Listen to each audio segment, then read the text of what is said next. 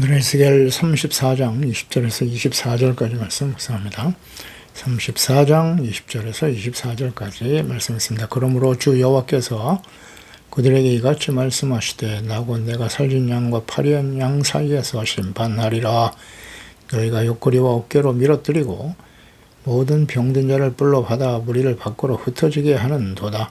그러므로 내가 내 양떼를 구원하여 그들로 다시는 노략거리가 되지 아니하게 하고 양과 양 사이에 심판하리라. 내가 한 목자를 그들의 위에 세워 먹이게 하리니 그는 내 종 다윗이라. 그가 그들을 먹이고 그들의 목자가 될지라. 나 여호와는 그들의 하나님이 되고 내 종 다윗은 그들 중에 왕이 되리라. 나 여호와의 말이니라. 아멘. 선한 목자 예수 그리스도에 대한 예언의 말씀.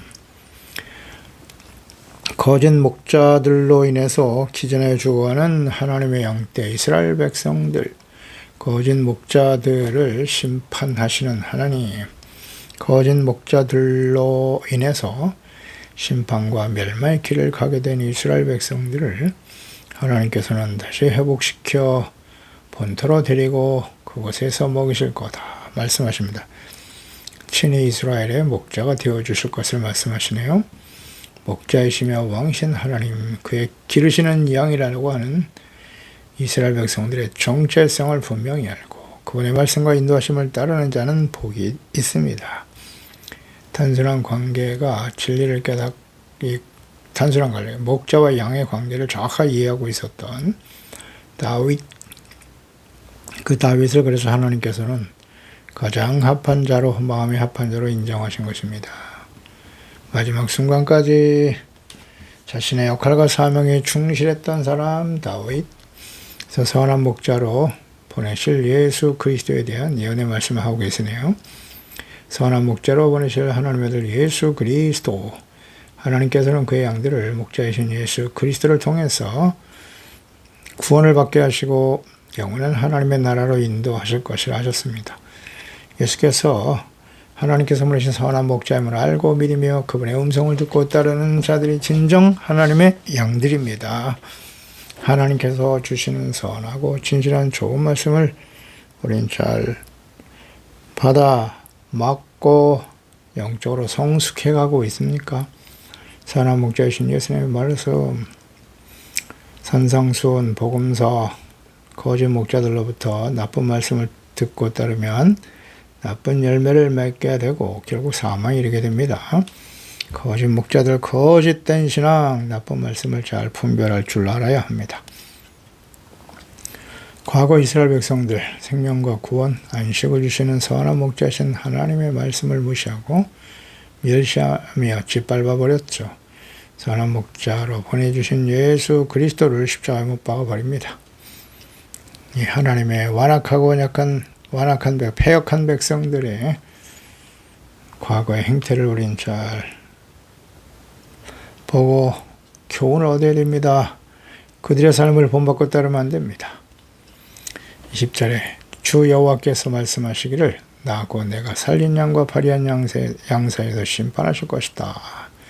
거짓되고 패역하고 악한 목자들을 하나님께서 반드시 심판하실 것을 말씀하십니다. 살린 양, 파리한 양. 살린 양은 권력과 힘을 가지고 부와 재물을 누리며 살아가면서 호의호식하는 자들일 것이고요. 파리한 양은 악한 권력자들에게 수탈과 멸시를 당하며 생활이 어려운 가난한 백성들일 것입니다.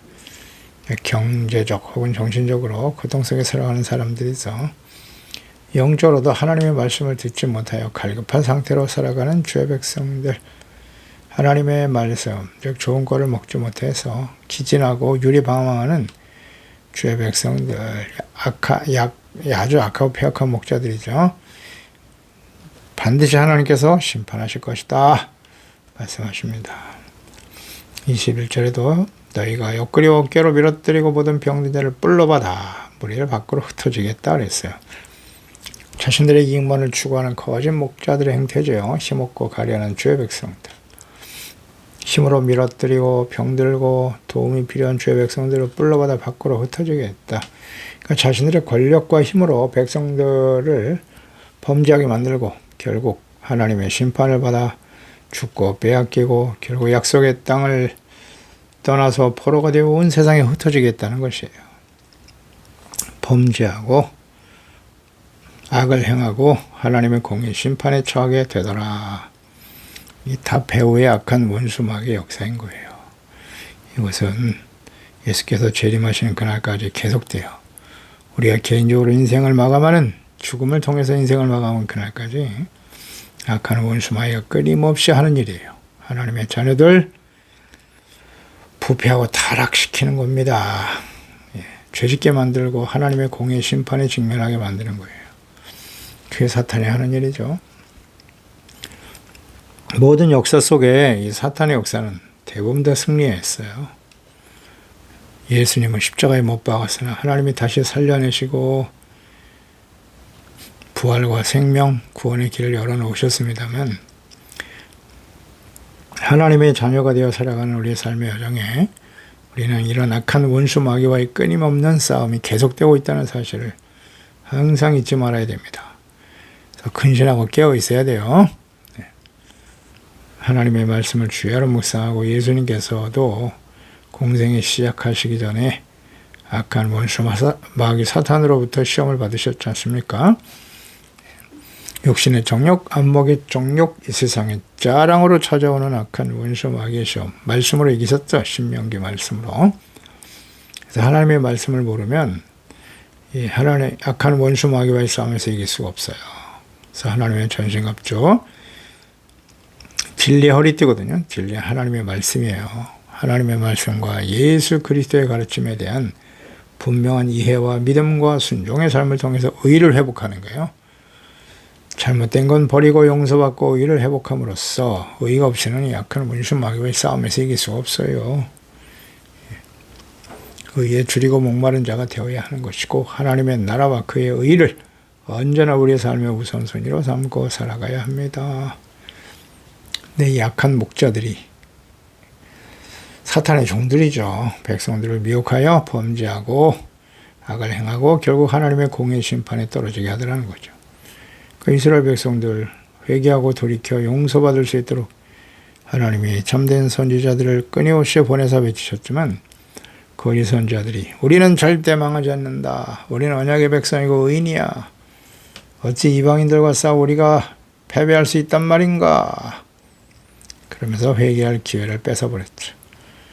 그 악한 목자들, 힘 있는 자들, 사건 목자들은 하나님의 양들을 자신의 이해관계로 대하면서 이익이 되면 받아들이고 해가 되거나 이익이 되지 않으면 언제든지 내쳐버립니다.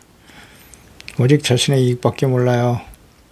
마태복음 9장 35절 이하에 예수께서 모든 도시와 마을에 두루 다니시면서 그들의 회당에서 가르치셨습니다. 천국 복음을 전파하셨고 모든 병과 모든 약한 것을 고치셨어요. 무리를 보시고 불쌍히 여기시면서 이는 그들이 목자가 없는 양과 같이 고생하며 기진하더라. 긍휼히 여기는 마음으로 말씀 가르쳐 주시고 복음 전파하고 병든 자 고치고 큰 귀신들을 내어 쫓으셨죠. 목자가 없어서 고생하며 기진하는 주의 백성들이 기진하다. 헬라어의 동사 립토입니다. 던지다, 던지다, 팽개치다, 떨쳐버리다라는 뜻을 갖고 있네요. 기진하다라는 말이. 그러니까 목자가 없거나 목자들로부터 버려졌다는 거예요. 팽겨져지고 버려진 존재들이 되었다는 거죠. 주의 백성들이요. 목자이신 하나님을 버린, 왕이신 하나님을 버린 주의 백성들의 모습이죠. 하나님을 버리고 혹은 하나님에 대해서 몰라요. 목자이신 하나님. 그것을 잘 모르게 된 원인은 바로 거짓 목자들의 책임이죠. 예수님 당시의 목자들 대제사장과 서기관 장로들을 보세요. 자신들의 이익만을 추구하는 자들이었죠. 로마의 압제하에 있으면서 수탈당하고 고통당하며 살아가는 주의 백성들, 하나님의 양떼들의 고통을 외면한 채 로마의 권력에 아부하며 기생하죠. 혹은 그들과 함께 자신들의 권력과 이익을 얻으려고 하는 거짓 목자들이었습니다. 그리스도 왕으로 오신 예수님을 자신들에게는 가이사 외에는 왕이 없습니다 라고 주장하면서 왕이신 예수님을 십자가에 못 박아 죽이는 것이 정의라고 외쳤습니다. 그리고 분별력 없는 주의 백성들 역시 그들의 주장에 동조하면서 예수님이 십자가에 못 박으소서 그의 피를 우리와 우리 자손에게 돌리라고 소리치고 있었죠. 요한복음 19장 12절 빌라도가 예수를 놓으려고 했죠. 근데 유대인들이 소리질러 말했습니다. 이 사람을 놓으면 가이사의 충신이 아닙니다. 무릇 자기를 왕이라 하는 자는 가이사를 반역하는 거예요. 그들이 소리 지르되 없이 하소서 없이 하소서 그를 십자가에 못 박게 하소서. 그럼 너희 왕을 빌라도가 말합니다. 내가 너희 왕을 십자가에 못 박으랴. 대제사장들이 대답하되 가이사 외에는 우리에게 왕이 없어요. 헐, 대단하지 않습니까? 대제사장들이 이렇게 소리쳤어요. 그들이 거기서 예수님을 십자가에 못 박을세 다른 두 사람도 그와 함께 좌우편에 못 박으니 예수는 가운데에 있더라. 빌라도가 패를 써서 십자가 위에 붙이니 나사렛 예수 유대인의 왕이라 기록되었더라. 그래도 빌라도는 예수님을 유대의 왕으로 인정했는데요. 팻말을 붙였어요. 자칭 왕이라 쓰소서. 이런 악한 거짓 목자들, 어리석은 죄 백성들. 자신들의 왕은 가이사밖에 없답니다. 참, 이게 당시 하나님의 백성들의 모습이었어요. 어떻게 되겠습니까? 이들이 과거의 이스라엘 백성들 교훈을 얻지 못해요. 교훈을. 하나님을 버리고 우상을 섬기면서 로마의 황제 가이사가 자신들의 왕이라고요? 이거 참. 그러니까 로마에 의해서 멸망을 당하죠. 과거에 교훈을 얻어야죠. 북이스라엘, 아수르에서 멸망당했죠. 아수르를 자신들의 신으로 섬겼어요. 신으로. 아수르의 신을 자신들의 신으로 섬기고 왕에게 추공을 바치고 우린 당신의 종입니다. 우리를 구원하시고 지켜주세요. 어떻게 됐나요? 그 아수르에 의해서 멸망을 당하잖아요. 유다 역시 마찬가지. 바벨론에서 멸망을 당하고 애굽으로 도망쳐서 우리를 구원해 주세요. 바벨론을 보내서 애굽까지 멸망시키네요. 이거 교훈을 얻지 못해요. 예수님 하나님의 아들을 직접 그리스도로 왕으로 보내셨는데 우리의 왕은 가이사밖에 없답니다. 로마의 황제가 우리의 왕이랍니다. 어떻게 됐습니까? 그 로마에 의해서 멸망당하잖아요. 이 역사를 통해서 이 교훈을 얻지 못하네. 자, 생각해야 합니다. 오늘 우리의 왕은 누구십니까? 예수님께서는 하나님과 재물 두 주인을 겸할 섬길 수 없다고 하셨어요. 사랑과 가치를 어디에 두고 있느냐? 하나님이십니까? 재물입니까? 자기 자신의 이익이죠. 거짓 목사, 제재 교회 권력자들의 부패와 타락, 분별력 없는 어리석은 주의 자녀들, 결국 어떻게 돼요? 하나님의 공의 심판과 멸망의 길을 가게 될 것입니다. 예수님의 재림과 마지막 심판 임박한 시대의 목사들과 교인들에게 주시는 말씀인데요. 그 행태가 어떠한지를 잘 주목해야 할 것입니다. 22절에 내가 내 양떼를 구원하여 그들로 다시는 노략거리가 되지 않게 할 것이다. 왕과 양 사이에서 심판하신다. 선한 목자이신 하나님께서 자신의 양떼를 친히 구원하실 것이고 노략거리가 되지 않게 하실 거라고. 하나님께서 양과 양 사이네요. 양과 양 사이에서 심판하신다. 자, 이 말씀을 듣고 있는 당시에 바벨론에 의해서 멸망을 당하고 포로가 되어 노예 상태로 연단의 과정을 지금 지나고 있었습니다. 이스라엘 백성들, 유다 백성들이. 하나님께서 친히 그들을 구원하실 것임을 의미하는 말씀이기도 하고요. 회개하고 연단하게 하신 후 70년이 지난 후 구원하실 것이다. 노략거리가 되지 않게 하시겠다는 거예요. 회복. 제레미야 29장 10절이죠. 여호와께서 말씀하실 바벨론에서 70년이 차면 내가 너희를 돌보고 나의 선한 말을 너에게 성취하여 너희를 이곳으로 돌아오게 할 것이라 하셨죠. 역대하 36장 22절 이하에 이 말씀이 성취되죠. 바사왕 고레스 원년에 예레미야 입으로 하신 말씀을 이루시려고 바사의 고레스 왕의 마음을 하나님이 감동시키죠. 그가 온 나라에 공포합니다. 조서도 내렸어요. 바사왕 고레스가 말하노니 하늘의 신 여호와께서 여호와를 하늘의 신이라고 표현했어요. 세상 만국을 내게 주셨고 내게 명령하여 유다 예루살렘에 성전을 건축하라 하셨나니 너희 중에 그의 백성 된 자는 다 올라갈지어다. 너희는 여호와께서 함께 하시기를 원하노라. 고레스는 완전히 하나님의 종이죠. 하나님을 경외하는 사람처럼 보이지 않습니까? 하나님이 감동하여서 이스라엘이 다시 돌아가 성전을 건축하라고 외치게 하십니다. 그 권력자의 마음, 그 당시에 절대 권력자죠. 그의 마음, 고레스 왕의 마음을 하나님께서 움직이시는 거죠. 감동하니까 이런 일이 벌어지는 거예요.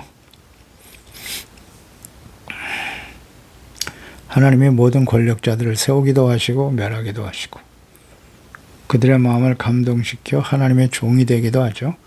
하나님의 말씀과 뜻을 이루게 한단 말이죠. 역사의 주인은 하나님이세요. 하나님이 하십니다. 하나님의 구원은 선한 목자이신 하나님의 아들 예수 그리스도를 보내심으로써 이 모든 일을 이루실 것이라고 하십니다. 요한복음 3장 16절 이하죠. 세상을 사랑하셔서 독생자를 보내주시고 이는 저를 믿는 자마다 멸망치 않고 영생을 얻게 한다. 제한이 없죠. 유대인이나 헬라인이나 믿는 자에게 구원을 주십니다. 17절에 하나님이 그 아들을 세상에 보내신 것은 세상을 심판하려 하심이 아니고 그로 말미암아 세상이 구원을 받게 하시기 위해서였다. 그를 믿는 자는 심판을 받지 아니하는 것이고 믿지 아니하는 자는 하나님의 독생자의 이름을 믿지 아니함으로 벌써 심판을 받은 것이다. 구원을 위해서 오셨는데요. 예수께서. 근데 예수님을 하나님의 아들로 믿는 자는 구원과 생명, 믿지 않는 자는 멸망과 심판, 이미 심판을 받은 것이다 라고 말씀하죠. 23절에 내가 한 목자를 그들 위해 세울 것이다. 내 종 다윗이다. 하나님이 세울 목자를 다윗이라고 표현하셨네요. 이것은 다윗의 자손으로 오실 예수 그리스도를 예표하는 말씀이죠. 예언의 말씀입니다. 이스라엘의 회복, 다윗과 같은 신실한 하나님의 종들을 세우실 것이다. 당시에 70년 연단의 시간이 끝나서 돌아올 때 스룹바벨, 여호수아 제사장 이런 사람들이 주도가 돼서 내려왔죠. 스룹바벨은 분명 다윗의 자손이죠. 여호야긴의 후손들이에요. 돌아오게 하실 것이다 라는 말씀도 하셨고요. 궁극적으로는 선한 목자로 오실 다윗의 자손으로 태어나실 하나님의 아들 예수 그리스도, 이 그리스도를 염두에 두시고 하신 말씀이죠. 하나님께서 세우실 목자가 내 종 다윗이다. 다윗과 같은 영성을 가졌다는 거예요. 영성을 가진, 성정을 가진 왕. 다윗은 예수 그리스도의 모형이에요. 모형, 예표입니다. 아주 완벽한, 그렇게 완벽하지 않았죠. 사실은 간음죄, 살인죄를 짓고 사형에 해당하는 죄를 지었습니다만 그의 인간의 한계죠. 연약함이죠. 그러나 그의 죄에 대해서 책망을 들었을 때 즉시 회개하지 않습니까? 회개하고 돌이켰다. 겸손한 사람이죠. 마지막 순간까지 선지자와 제사장, 하나님의 성전에서의 제사와 예배를 가장 소중하게 여겼죠. 삶의 우선순위로 여겨 세우고 성전을 건축하려 하였으나 하나님이 허락지 않으셨어요. 피를 많이 흘렸기 때문에 온전하지 못한 부족한 모습이 있었지만 하나님 앞에 최선을 다해서 성전 건축을 위해 준비했던 사람, 그리고 아들 솔로몬, 하나님이 말씀하신 대로 왕을 세웠어요. 우리가 계속 묵상되는 바이죠. 유다의 3대 성군 여호사밧, 히스기야, 요시야가 있었는데 그들의 공통적인 실패의 원인이 뭐다? 하나님을 경외하지 않는 아들에게 왕위를 계승해 주었다는 거예요. 목자의 역할과 사명, 왕으로서의 역할과 사명이 얼마나 중대한데 이것을 깊이 생각하지 않았다는 거죠.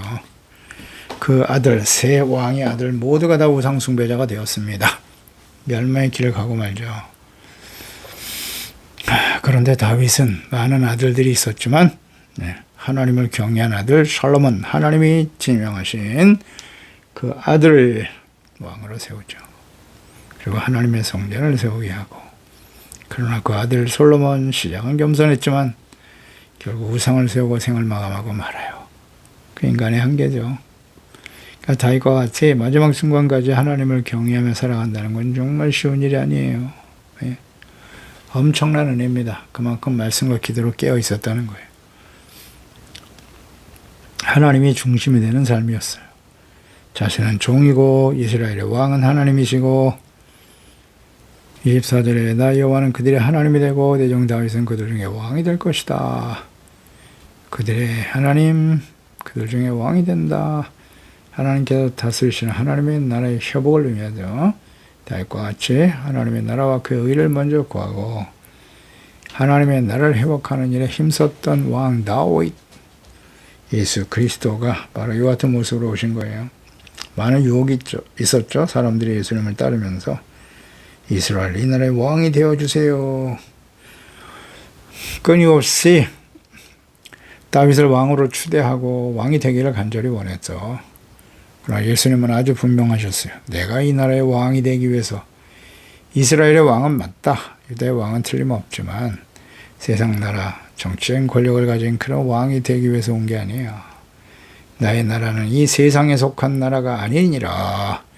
하나님께서 다스리시는 하나님의 나라 의롭고 거룩한 주의 자녀 백성들이 되도록 하나님의 말씀, 천국 복음을 전하고 진리의 말씀을 바르게 가르치고 증거하여 죄를 버리고 거룩하고 겸손한 하나님의 자녀가 되어 살아계신 하나님의 다스림을 받는 거룩한 주의 자녀 백성이 되도록 하기 위해서 이 땅에 오신 것이다. 아주 분명히 말씀하셨죠. 다윗은 그런 사람이었어요. 이 나라는 나의 나라가 아니야. 이스라엘 왕은 하나님이시다. 다윗의 후손 예수 그리스도. 그래서 여호와는 그들의 하나님 다윗이 그들 중에 왕이 되게 하셨다. 하나님께서 다스리신 하나님 나라 회복, 다윗과 같이 하나님의 나라와 의를 먼저 구하며 하나님의 나라를 회복하는 일에 힘썼던 왕. 역사적으로 볼 때 이스라엘이 바벨론 포로에서 다시 돌아온 이후에 다윗과 같은 왕은 없었습니다. 왕을 세우지 않으셨죠. 이 왕은 곧 그리스도로 보내주실 다윗의 후손으로 오실 만왕의 왕 예수 그리스도에 대한 예언의 말씀을 확신하게 됐어요. 패역한 인간들이 왕이 되고 제사장 선지자가 됐다. 그런 인간 목자들은 반드시 부패하고 타락하더라는 거예요. 그래서 하나님의 아들 예수 그리스도를 직접 메시아, 왕, 선지자, 제사장으로 보내주신 것입니다. 기도하겠습니다. 하나님 아버지, 오늘 하나님의 말씀을 통해서 이스라엘 백성들이 멸망의 길을 가게 된 원인은 무엇입니까? 참된 목자가 없었기 때문이에요. 목자 없는 양. 왕들도 있었습니다. 제사장, 선지자들도 있었어요. 그러나 다 거짓되고 부패하고 오직 자신의 이해관계에 따라서 사람들이 듣고 싶어하는 말씀만을 전하고 거짓을 하나님의 말씀인 것처럼 전하고 가르치는 거짓 선지자들, 목자들이 있었기 때문에 하나님의 백성들은 그렇게 서서히 멸망의 길을 갈 수밖에 없었던 것입니다. 하나님의 말씀을 듣고 순종하려고 하는 진실한 하나님의 자녀다운 모습을 찾아볼 수가 없었습니다. 주여, 이것은 모든 시대에 계속되었고요. 오늘 이 시대를 살아가는 저희 하나님의 자녀들, 하나님과 우리의 관계를 잘 생각하게 하세요. 아버지와 아들, 목자와 양의 관계라는 사실, 하나님의 선한 목자로 보내신 예수 그리스도, 예수님을 진정 우리의 목자로 삼고 그분의 말씀을 듣고 지켜 순종하는 삶을 살고 있나요? 양은 당연히 목자의 음성을 들어야죠. 목자이신 예수님만을 따라가는 저희들이 되어야 합니다. 예수께서 주시는 말씀을 주야로 묵상하고 성령님의 인도하심을 따라 오직 예수 그리스도를 본받고 따르는 선한 목자이신 주님 안에서 성령 안에서 의와 평강과 기쁨을 누리며 겸손한 자세로 주님 안에 주시는 참된 안식과 평안과 기쁨을 누리며 증거하는 복된 삶이 되게 하소서. 예수님의 이름으로 기도드리옵나이다. 아멘.